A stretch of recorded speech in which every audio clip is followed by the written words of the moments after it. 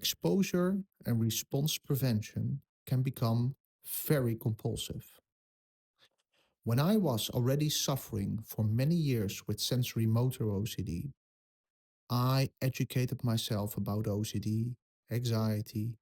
I knew my fears, I knew my compulsions, and I started living again, doing everything I wanted to do, regardless of how I felt. I looked into my fears, became less scared of the sensory motor sensations and feelings being present. And at that moment, OCD morphed. And it morphed to harm OCD.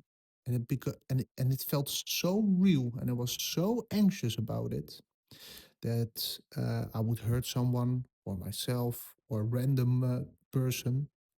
That at a certain point I was avoiding everything in and around the kitchen or sharp objects.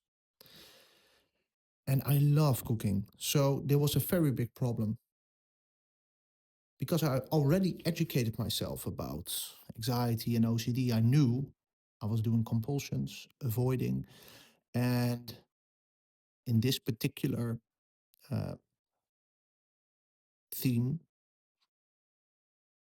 it is most likely necessary to do exposures. So expose yourself to the sharp objects, holding it in your hand again, using it around other people, and stop avoiding cooking and using these knives. So I gradually built uh, and reintroduced using sharp objects again. And at a certain point, this gave me a very, um,